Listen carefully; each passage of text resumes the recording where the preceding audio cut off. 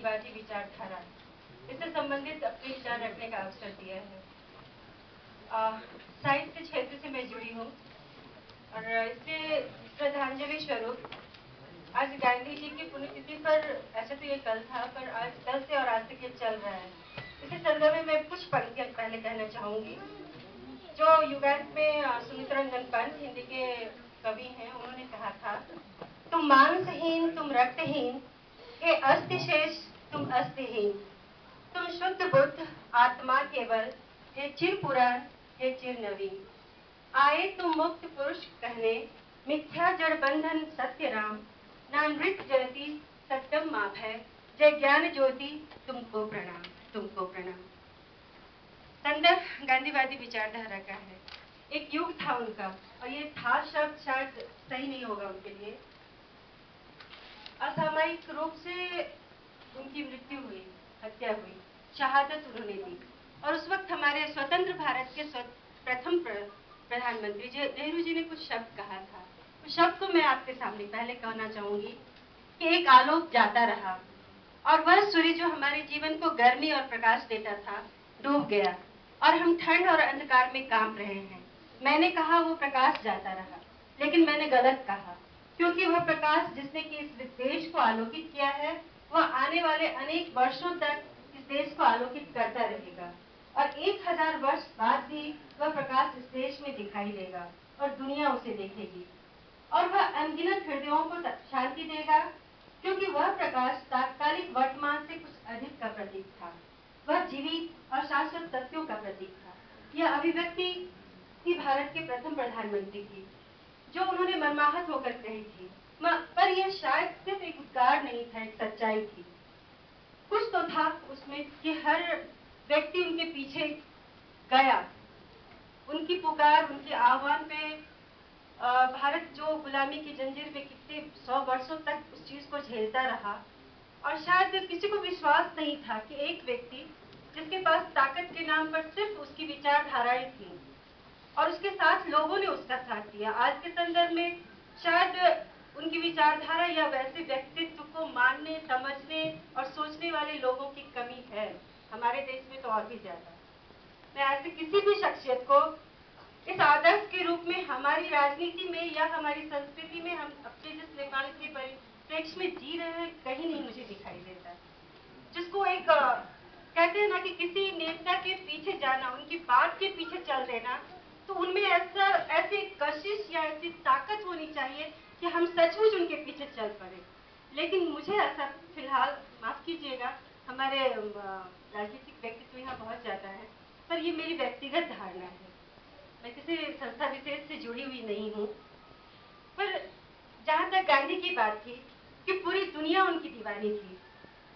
भारत के उन्होंने विदेश से पढ़ाई, बैरिस्टर बनकर आए, पर जो हमारा उस वक्त भारत की जो स्थिति थी, तो ऐसा नहीं था कि उन्होंने सिर्फ स्वतंत्रता की बात सोची, उनकी तीक्ष्ण निगाह हर ओर गई, और जो उन्होंने महसूस किया आज से 70-75 साल पहले का भारत कैसा रहा होगा, उस वक्त की स्थिति कैसी रही होगी। आज भी भारत हम कह रहे हैं कि बहुत विकास या विकसित है, हम तो उनके सामने कुछ नहीं है, पर आज की महिलाओं को अगर वहां देखें, गांव में जाएं, पिछले वर्गों में जाएं, तो स्थिति कहीं बहुत अधिक नहीं सुधरी है। पर अगर आज ऐसा है तो उस वक्त कैसा रहा होगा, और उस वक्त गांधी की विचारधारा उसके प्रति कैसी रही होगी। बात एक्चुअली वहीं से उठती है। अशिक्षा, गरीबी, जातिगत भेदभाव, राजपूत प्रथा, सती प्रथा और नारी की सामाजिक स्थिति, ये सभी शांति आवाज पहुंच रही होगी। ये सब कुछ जो मैं यहाँ पे देश एक बार चलता है और दूसरी बार रुक जाता है, पर बात है कि अगर मेरे कहने में कुछ दम होगा तो शायद आप तक मेरी बात पहुंचेगी। पर मैं वही कह रही थी कि हम लोग वो परिवेश अगर याद करें तो बहुत सारी कुरीतियां, संस्कृतियां थी, और जिनकी बोझ पहले समाज सांसे ले रहा था। पर उन्होंने क्या किया, सबसे पहली जो उनकी बात थी कि उन्होंने ऊंच नीच, जातिगत भेदभाव, और सबसे बड़ी बात उस वक्त एक जो निम्न वर्ग के लोगों थे उनके लिए जो शब्द प्रयोग होते थे, उसमें उन्होंने एक शब्द हरिजन ईश्वर का प्यारा, जिसे हमारी निगाह सबसे नीचे तबके का देखती है, उसे उन्होंने ईश्वर से जोड़ा। ये एक बहुत बड़ी बात थी उस वक्त के लिए, जिसको आज भी शायद हमारे यहाँ तो बहुत ज्यादा है। हम लोग जब अपने दुर्गम क्षेत्रों में जाएं, पिछड़े वर्गों में जाएं, तो ये छूतछात, आज भी पानी नहीं चलना, मंदिरों में नहीं जाने देना, ऐसी बातें हैं हमारे समाज में। और इससे लड़ाई की जरूरत तो है। ये लड़ाई कौन लड़ेगा? हम और आप ही तो लड़ेंगे ना। और रही नारीगत सोच की बात, तो उनकी सोच बहुत स्पष्ट थी नारी को लेकर। नारी को वो वही सोचते थे कि वो एक सबल, उन्होंने खुद कहा था, उनके ही शब्द में मैं कहूं कि उन्होंने ये माना था कि पता नहीं नारी को अबला किसने कहा, पर जिसने भी कहा गलत कहा।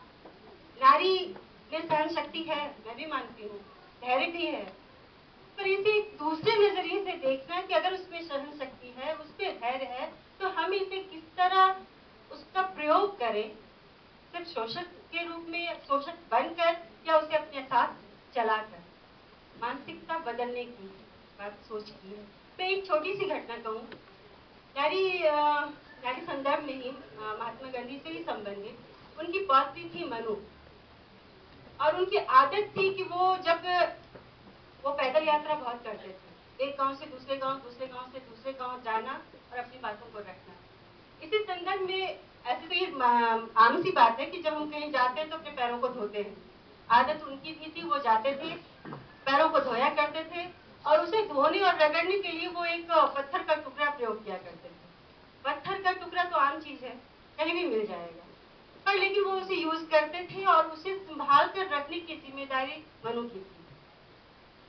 लेकिन एक दिन ऐसा हुआ, किसी गांव से जब वो दूसरे गांव जा रहे थे, वो पत्थर का टुकड़ा मनु कहीं और भूल गई, और जब उन्होंने मांगा तो मनु ने कहा कि वो पत्थर का टुकड़ा उसके पास नहीं है। बात पत्थर के टुकड़े की थी, वह कहीं और से भी कोई और आ सकता था, पर वो नाराज हुए।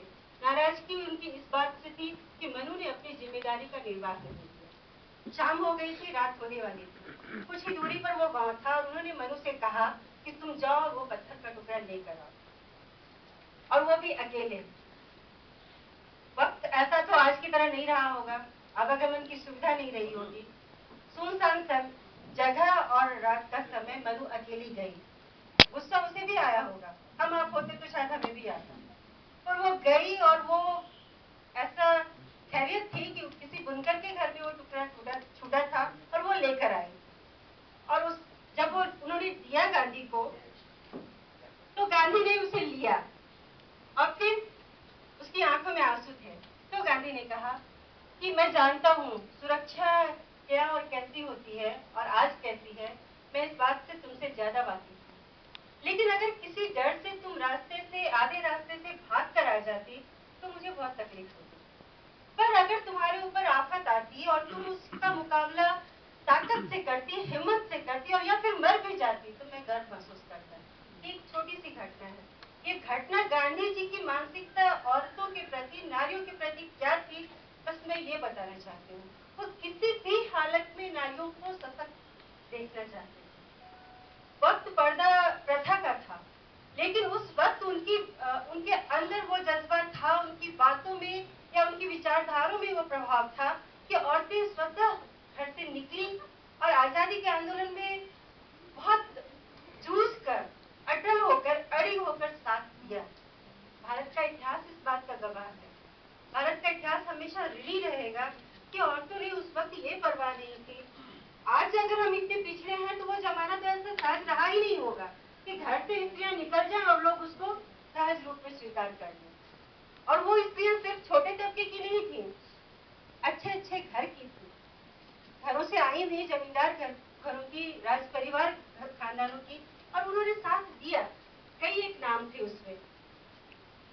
ऐसे तो मैं लिख कर लाई थी, मुझे लगा था शायद यहाँ कुछ ऐसी व्यवस्था होगी कि ये पेपर आप लोगों के साथ में पहुंचेगा। ठीक है, धन्यवाद। पर उस वक्त एक जो नई चेतना हुई थी, उसमें रामेश्वरी नेहरू, सरोजनी देवी, विजय लक्ष्मी पंडित, राजकुमारी अमृत कौर, सुचिता कृपलानी, कुछ ऐसे नाम थे जिनका प्रभाव भारत में ही नहीं, बाहर में भी पड़ा। एक उनका संगठन था 7 महिलाओं का, इस मेडलाइन फ्लैट, प्रेमा, सुशीला, सुशीला नायर, अमृता, मनुडी, अमतुल सलाम, ये वो नाम थे जो नारी शक्ति की परिचायक बनकर उभरी। और साबरमती में सिर्फ नारी की स्थिति नहीं, वो वैवाहिक जो एक हमारा आयोजन होता है और उसमें हम लोग देखते हैं आज तो दिखावा का जग। कभी कभी जब मुझे कहीं वैवाहिक समारोह में जाने का अवसर प्राप्त होता है और वो भी हमारे ये नेपाल जैसे देश में, और जब मैं वो आडंबर देखती हूँ, बड़े बड़े हॉल, बड़े बड़े होटलों में वो आयोजित होता है, कभी कभी मेरे दिमाग में एक बात होती है, यही वो देश है जहाँ एक वक्त के खाने के लिए शायद कितने परिवार उसका वंचित रह जाते हैं। पर वहाँ की व्यवस्था क्या होती है? आपने प्लेट लिया, प्लेट में आपने चाहे एक टोस्ट लिया या नान लिया या जो भी, और उसे खाया या नहीं खाया, वो प्लेट चला गया। कीमत तो उसकी लगती है, और वो कीमत कोई 100-50 की नहीं होती है, वो 400, 500, 600, पता नहीं, अपने अपने स्टेटस के हिसाब से। तो ये जो हम सशक्तिकरण की बात करते हैं, अभी अगले सत्र में कहा गया भ्रष्टाचार, क्या लगता है आपको कि ये नेपाल की स्थिति ऐसी है कि एक सामान्य आदमी एक रात में लाखों लाख खर्च कर सकता है एक शादी के नाम पर? मुझे ऐसा नहीं लगता। हमारी जो सरकारी तंत्र है, मैं भी सरकारी नौकरी में हूँ, हमारी आमदनी कितनी है सही मायने में अगर बताएं, मुझे नहीं लगता कि ये स्टार्टिंग किसी की भी 20,000 25,000 से अधिक होगी। पर हमारा स्टेटस कैसा है? हमारे अभी उन्होंने कहा था, नाम भूल रही हूँ, सादा जीवन उच्च विचार, ये तो कहीं बहुत पीछे छूट गया है। पौरवाद की संस्कृति कहीं बहुत पीछे छूट गई है। हम जी रहे हैं पाश्चात्य में, एक अंधानुकरण जिसे कहते हैं। बहुत मायने में मैं मानती हूँ कि हम भी उससे पीछे नहीं है, हमारी सोच उसी को ग्रहण कर रही है, चाहे वो हमारे पहनावे में हो, हमारे रहन सहन में हो या हमारे विचार में। मैं शादी की बात कर रही थी, उस वक्त गांधी जी ने साबरमती में कई शादियां आयोजित की, पर उस वक्त वो क्या करते थे? खादी से बने हुए वस्त्र और बिना किसी आभूषण के वो शादियां हुआ करती थी। बात समानता की है, स्त्री और पुरुष की है। सशक्तिकरण अगर हम स्वयं अकेले चाहे तो शायद नहीं होगा, जब तक हमें अपने घर से, अपने परिवार से, हमारे साथ जो कदम मिला के चल रहे हैं उनका सहयोग नहीं मिलेगा, तो ये सशक्तिकरण की बात शायद अधूरी है। मैं किसी एक पक्ष विशेष के न तो खिलाफ बोल रही हूँ और न समर्थन में। हम एक हैं, मानसिकता हमारी यही होनी चाहिए, पर ऐसा हमारे समाज में है नहीं। और उस वक्त जो वर वधू को गांधी जी एक आशीर्वाद देते थे, तब वो कहा करते थे कि अपनी पत्नी का आदर करना तो उसका मालिक नहीं, सच्चा मित्र है। मैं आशा करता हूँ, मुझे विश्वास है कि उसके शरीर और आत्मा को पवित्र मानेगा। निश्चय ही वह तेरे शरीर और आत्मा को ऐसा ही मानेगी। इसके लिए तुझे अपने जीवन को सादा, संयमी और परिश्रमी बनाना होगा। तुम एक दूसरे को विषय का साधन नहीं मानोगे। अर्थात उनका मानना था कि गार्हस्थ जीवन में स्त्री और पुरुष समान है और उनके अधिकार भी समान है। एक आशीर्वाद अगर हमें ऐसा मिलता है तो उस आशीर्वाद पे चलने का काम किसका है? हमारा और आपका। तो हम ही मानते हैं आज नारी सशक्तिकरण आंदोलन और सब आधा आकाश हमारा है, नहीं? पर उस आधा आकाश में सच पूछिए तो हमारी उपस्थिति कहाँ कहाँ है? आधा आकाश की तो बात छोड़ दीजिए, मैं बस एक छोटी सी उदाहरण देना चाहूंगी आपके सामने। एक पूरा घर, उसका एक कोना क्या हमें मिलता है? आप और हम महिलाओं की बात मैं कर रही हूँ। कभी कोई लिखने पढ़ने वाली महिलाएं हैं या कुछ काम करने वाली महिलाएं हैं, आप जब कुछ काम कर रही होंगी अपने घर में, उस वक्त अगर आपको ऐसा लगे कि आपको कोई परेशान नहीं करे, तो उस वक्त आपके ही घर में आपके ही लोग कहेंगे कि बहुत काम करने वाली आई हो, पहले चाय बनाओ, चाय दो, उसके बाद बाकी का काम कर लेना। ठीक है, मैं मानती हूँ परिवार हमारी सबसे बड़ी प्राथमिकता है, पर आप सिर्फ एक कोना हमें दे दीजिए ना। मैं पूरे यकीन के साथ कहती हूँ कि वो एक कोना, एक समाज, एक देश, एक विश्व में हमारा स्थान निर्धारित कर देगा। मानी हुई सी बात। तो यह सम्मान हमें कहाँ से मिलेगा? पहला सम्मान हमें हमारे घर सहयोग की अपेक्षा होती है, वही हमें सम्मान देते हैं। आज मैं यहाँ हूँ तो इसके पीछे मेरे परिवार की सहायता है, एक तो शायद मैं यहाँ तक नहीं आता। तो ये सहायता हमारे जब बच्ची या घर में लड़कियां पैदा होती हैं तो उनके साथ साथ एक अभिभावकत्व होता है भाइयों का। अब मैं जब छोटी थी, मेरे छोटा भाई नहीं है, पर मैं ऐसा देखती थी कि अगर कहीं घूमने जाना है तो छोटे भाई को भी लेकर जाओ। क्यों? क्या हम पे विश्वास नहीं है? अगर कुछ हुआ तो क्या हम अपनी सुरक्षा नहीं कर सकते? वो छोटा बच्चा वो हमारी सुरक्षा करेगा? ये जो अवधारणा है उसे हम कहाँ से लाते हैं? मैं इसमें किसी पुरुष वर्ग पर कोई आरोप नहीं करना चाहूंगी। ये सोच हमारी होती है। हम ही बेटा पैदा करते हैं और हम ही बेटी पैदा करते हैं, पर हम संस्कार देने की जिम्मेदारी भी हमारी होती है। माँ पहली पाठशाला होती है, पर हमारा संस्कार ऐसा होता है कि हम एक पक्ष को सबल बनाते हैं और दूसरे को कमजोर बनाते हैं। तो ये सुधार की आवश्यकता तो हमें खुद से है, हमें खुद ऐसा करना चाहिए। और इस सुधार में हमारे जो साथ चल रहे होते हैं उनकी भी पूरी सहायता हमें चाहिए, क्योंकि अगर आधा आकाश हमारा है तो आधा आपका भी है और संपूर्णता इसी से मिलती है। मैं ऐसा सोचती, मुझे नहीं लगता मैं शायद गलत कह रही हूँ, पर सच यही है हमारे साथ। सशक्तिकरण की बस एक दूसरा पक्ष आजकल जो मतलब समाज में मैं देखती हूँ कि हम महिलाओं में धैर्य की बहुत कमी हो गई है और परिवार टूट रहे हैं। ये विखंडन की स्थिति, यहाँ एक नारा होता है ना कि हमें संपत्ति नहीं शिक्षा दो, बेटियां शिक्षा मांगती, सही है। शिक्षा ही उन्हें सबल बनाता है, शिक्षा ही उनको स्वाभिमान देता है। मैं अपनी बात खत्म करूंगी, लेकिन यही सबलता कहीं ना कहीं धैर्य की कमी भी उनमें ला रही है। हमारे पास कोई युवा वर्ग को मैं बहुत कम देख रही हूँ, पर एक बात है, ठीक है आपको सबल बनाया जाता है, आपको शिक्षा हम देते हैं, पर इसका अर्थ कभी पारिवारिक जिम्मेदारियों को बंधन मत समझिए। वो हमारी प्राथमिकता होती है। परिवार अगर खत्म हो गया तो हम कहाँ हैं? परिवार से ही हम हैं, हमसे समाज है, समाज से देश है।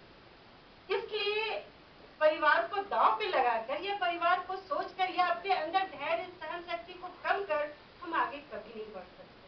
हमें उसका पालन अवश्य करना होगा, क्योंकि परिवार की जड़ हमसे है और जड़ अगर हम नहीं मजबूत कर पाए तो हम शायद समाज को कुछ नहीं दे पाएंगे। और हमारी युवा पीढ़ी आज फिर वही पौर्वात्य संस्कृति और दर्शन की बात, ठीक है कि वो बहुत हद तक ऐसा होता था कि हम ये महसूस करते थे कि नारियों पे दास्ता का बंधन थोपा गया है, पर सुधार तो किया जा सकता है ना, उससे सोच तो बदली जा सकती है ना। तो सोच को अपने अंदर लाइए और आगे बढ़ने की बात सोचिए, पर अपने ही जड़ को हम कमजोर नहीं करें, ये हमारी युवा पीढ़ी से भी दरखास्त है। और दूसरी बात कि हमें अगर आज गांधीवादी विचारधारा और गांधी जी के संदर्भ में अपनी श्रद्धांजलि देनी है तो सबसे बड़ी श्रद्धांजलि होगी कि अपनी खोखली मान्यताएं, परंपराएं और कुरीतियों को त्यागे। तो शायद ये गांधीवादी विचारधारा हम सबके जीवन को न केवल महिला, ये अलग बात है कि ये आपने हमारे थापा जी ने कहा कि महिला सशक्तिकरण को पूरा छा भरे यहाँ महिला लाई बैठाने पड़े, क्यों? ये बात तो आप लोगों को भी उठानी चाहिए। आप लोग कहते हैं हमारे बारे में, हम अपने बारे में खुद क्यों कहें? आप कहें और आप कहें कि हमें आगे बढ़ना है, क्योंकि साथ की जरूरत आपकी है। आपके बिना हम चिल्लाते रहे, बोलते रहे, अपना अधिकार मानते रहे, उससे कोई औचित्य नहीं रह जाता। इसलिए यहाँ हम दो जनों को बिठाने से बात नहीं होगी, आप लोगों को बैठना चाहिए था और कहना चाहिए था कि हमें क्या चाहिए। बस मैं इतना ही कहूंगी। धन्यवाद डाक्टर प्रोफेसर श्वेता दीप्तीजीलाई। उहाँले साँच्चै हाम्रो महिलाहरूको कुरा चाहिँ एकदमै विस्तृत रूपमा र गान्धीजीले कसरी महिलाहरूको बारेमा सोच्नुहुन्छ र उहाँले यति राम्रोसित यो मलाई लाग्छ कि उहाँले यो पेपर पनि हामीलाई दिनुहुन्छ होला।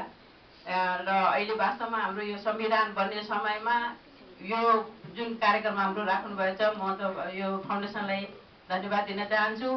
र अगाडि अब अर्को वक्ता श्री भरत महोदय आइजिएस वार्दाज्यूलाई पनि म आफ्नो मन्तव्य व्यक्त गर्नलाई अनुरोध गर्न चाहन्छु।